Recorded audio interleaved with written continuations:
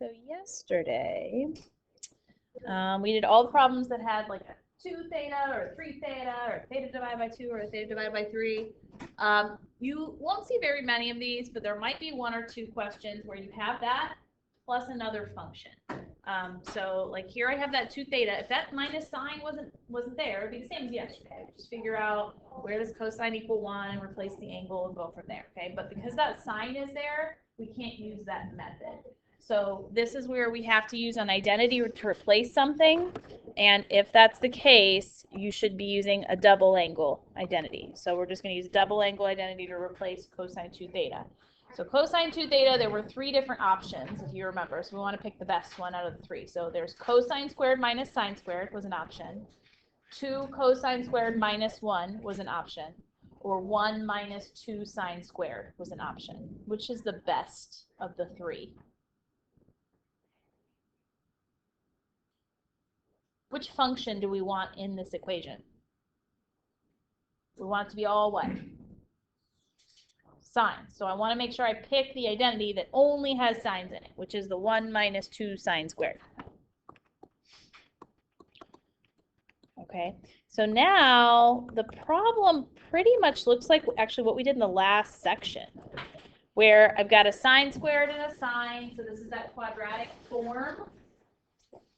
So the next thing I want to do is get it equal to 0, combine my like terms. Again, I like to keep that squared term positive, so I'm going to move everything over to the left. Okay, so it'll be a positive 2 sine squared. If I move that guy over to the left, the minus sign's just going to stay there. And then if I have 1s on both sides, if I move them, they're just going to cancel each other out, right? So I just get equals 0. Now, some people will look at this and just get stumped with the factoring because there's not 3 terms. But if you only have 2 terms, your life is better because all you have to do is take out what they have in common and it's factored. So what do these have in common? They have a sign in common. And then what am I left with? 2 sine minus 1. And those are my factors now. And I can set both factors equal to 0. So sine equals 0. And 2 sine minus 1 equals 0, which means if I get that sign alone, it's a half. And now we want answers between 0 and 360. So we're answering in degrees. In degrees on your unit circle, where does sine equal 0? There are 2 of them.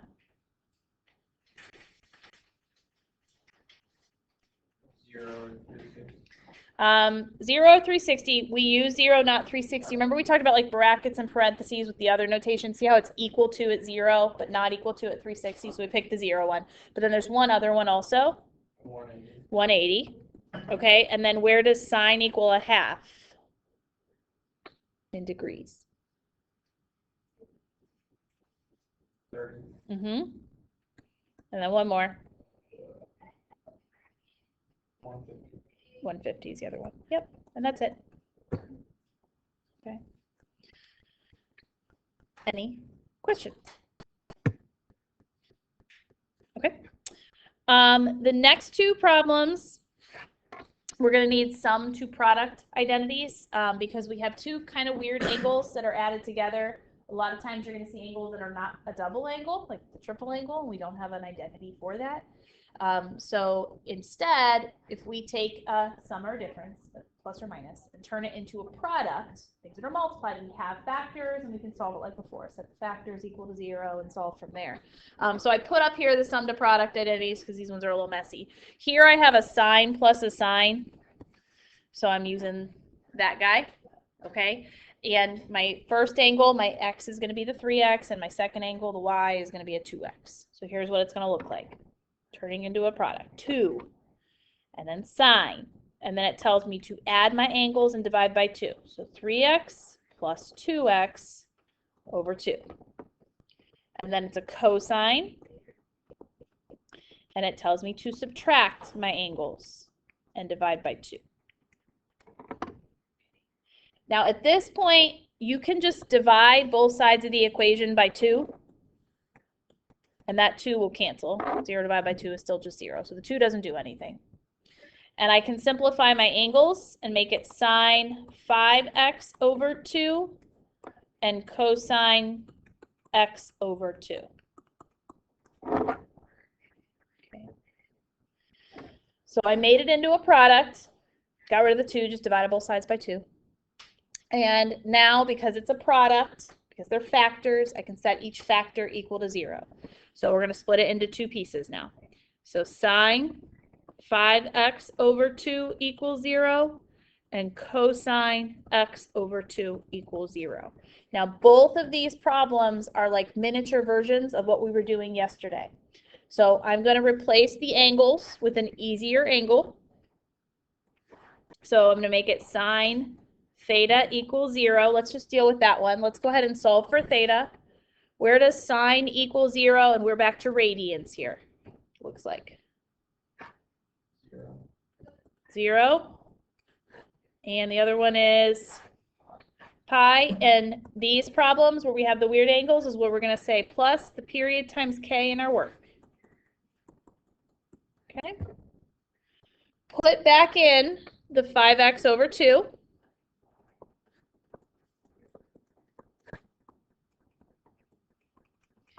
And then solve for x. So you could do this in 2 steps or 1.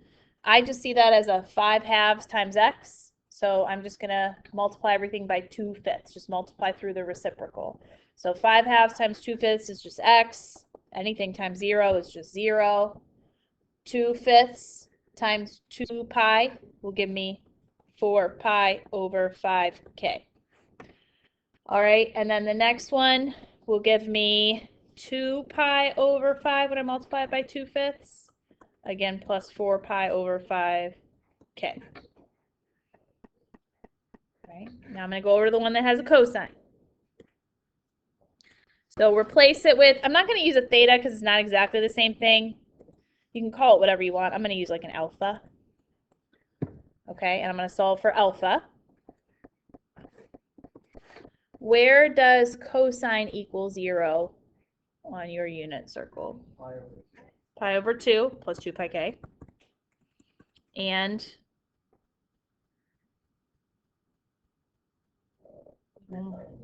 3 pi over 2 plus 2 pi k. Okay, put back in the x over 2. Pi over 2 plus 2 pi k. X over 2 equals 3 pi over 2 plus 2 pi k. And then to solve for x, I'm just going to multiply everything by 2. So x equals pi over 2 times 2 is just pi plus 4 pi k and 3 pi plus 4 pi k. If the problem said find all solutions, those bottom 4 lines there are all of your solutions, and you're done. Okay? But it says we want answers between 0 and 2 pi, so now we just got to figure out what those answers are. So I'm going to start with the 0, just like we did yesterday, and I'm going to keep adding 4/5 until I get over 2 pi. Okay, so my first answer is 0. If I add 4/5 to that, I get 4 pi over 5. If I add 4/5 to that, I get 8 pi over 5. If I add 4/5 to that, I get 12/5, which is too big. So I stop.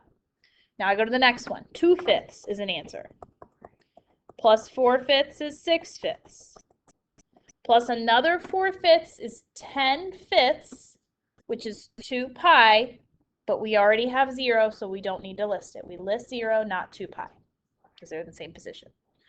Okay, the next one is pi. If I add or subtract 4 pi, I'm going to be outside of my range. That's the only answer I'm going to get from that guy. 3 pi in itself is too big. And again, if I add or subtract 4 pi, it's going to be outside my range. So we have 6 answers total here. You can get a lot of answers for these problems. Like some problems will have 10 or 12 solutions depending on what you're adding over and over again, how many times you're able to do that within the period. Okay?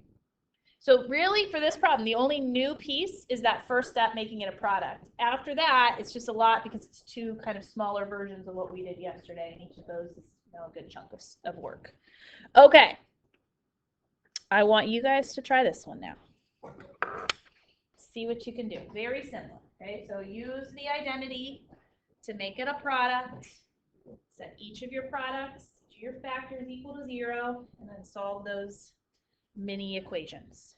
All right, I'll give you a good chunk of time. Our last problem's a quick one. Then we'll be done.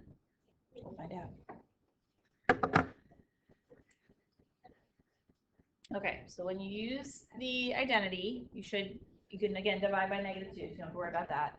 So you should have a sine 2x and a sine x. The sine x one, you don't have to replace with an angle because it's just already an x. So you can just say it's 0 or pi plus 2 pi k. The one on the left, the 2x, so we have to replace it, make it 0 and pi, put the 2x back in and divide by 2. And you don't get as many solutions here because there's a lot of repetitive answers that pop up. We're going to get 4 for this one.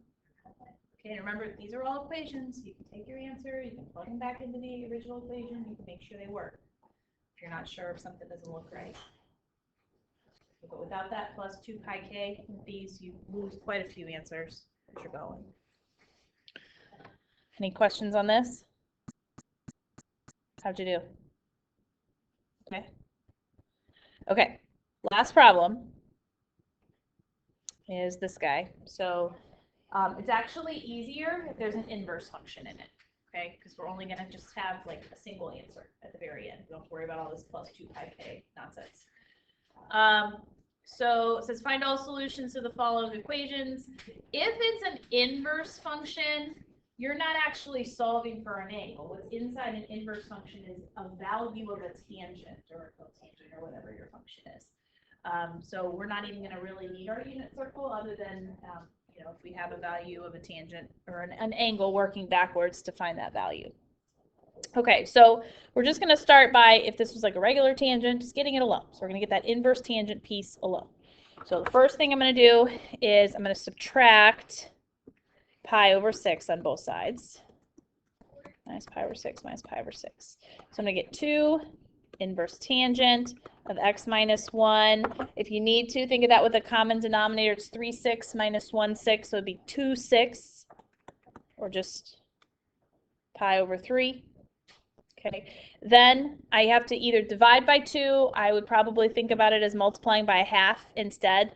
So then that would give me inverse tangent of x minus 1. If I multiply by a half, I get pi over 6.